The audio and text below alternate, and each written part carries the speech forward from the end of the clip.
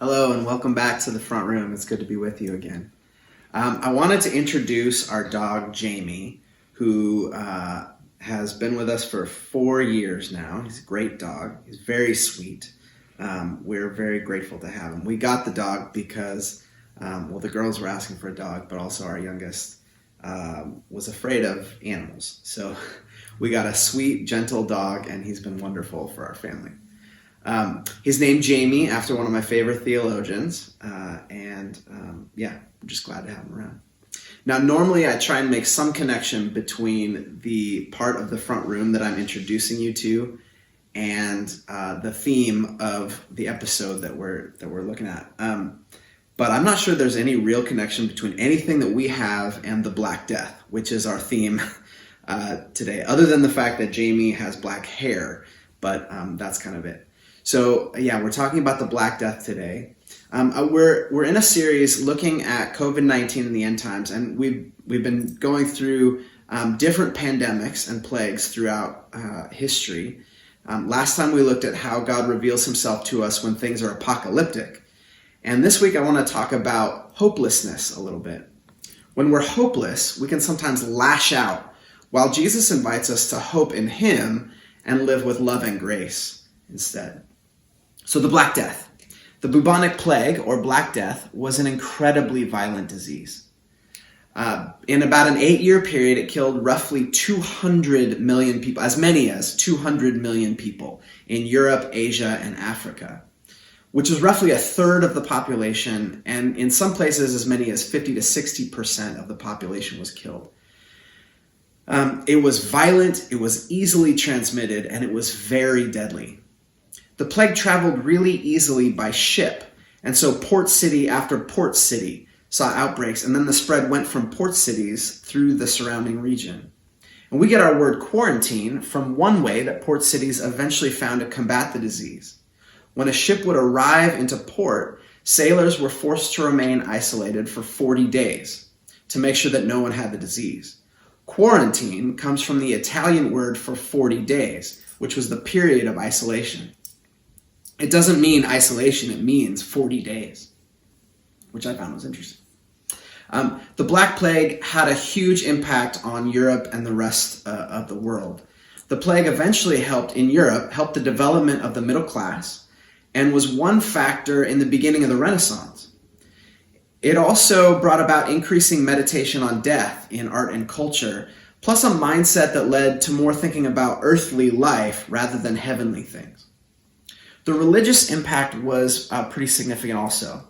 Many Christians, when the plague started happening in their regions, they blamed people who worshipped differently, or they blamed people who were outsiders to their group. For instance, in Christian Europe, many Jews were massacred in many places because they worshipped differently and were therefore seen as a threat. Also, many people turned to God and sought forgiveness, believing the plague to be a punishment from God. But one of the ways that they did this was they would lash out against themselves. Flagellantism increased, which is a way that incredibly religious people would go around and actually beat themselves with whips, as penance for whatever they thought God was punishing them for. And this form of self-abuse was eventually rejected as heretical by the church. So people took their pain, their guilt, and their hopelessness, and they lashed out against others or even against themselves. When we lose hope, we can easily lash out against those we see as responsible for our pain, or those we see as different from ourselves, or we can lash out against ourselves. The loss of hope is devastating, and human beings respond more violently the more desperate we see our situations to be.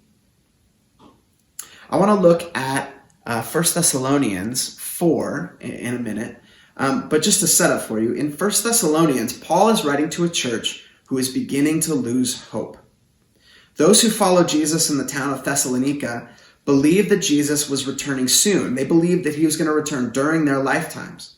But they were starting to face persecution, and many of those who believed in Jesus were now starting to die. They'd gotten old and were dying. So persecution and death can suck our hope from us pretty quickly. Paul writes to this church largely for the purpose of telling them that Jesus would raise those who died, and so there was no need to lose hope. Chapter 4 is one of the key passages from which some Christians get the idea of a rapture. But the main idea here is that Jesus is coming back, and those who have already died will come back to life and celebrate his return. Death is not the end for us. So Paul wants to tell the Thessalonian church, and tell us as well, that we do not mourn like those who have no hope. It's appropriate to mourn the deaths of loved ones, but we mourn as people with hope. Jesus really is returning. We will all celebrate his return together with those we are worshiping with today. And that remains true even if we die.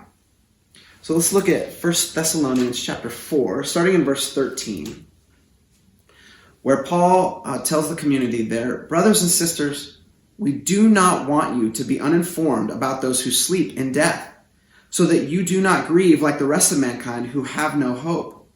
For we believe that Jesus died and rose again, and so we believe that God will bring with Jesus those who have fallen asleep in him. According to the Lord's word, we tell you that we who are still alive, who are left until the coming of the Lord, will certainly not precede those who have fallen asleep. For the Lord himself will come down from heaven with a loud command, with the voice of the archangel, and with the trumpet call of God. And the dead in Christ will rise first. After that, we who are still alive and are left will be caught up together with them in the clouds to meet the Lord in the air and welcome him back. And so we will be with the Lord forever." We get to be with the Lord forever. So let's be prepared to live with hope, even in circumstances that feel chaotic, uncertain, or even brutal and deadly. Jesus has conquered death, and he will come back, and we will get to celebrate with him. Thanks for joining me today, and I pray that the Lord is blessing you in this time, even in the middle of a pandemic. And we'll see you next time. Blessings.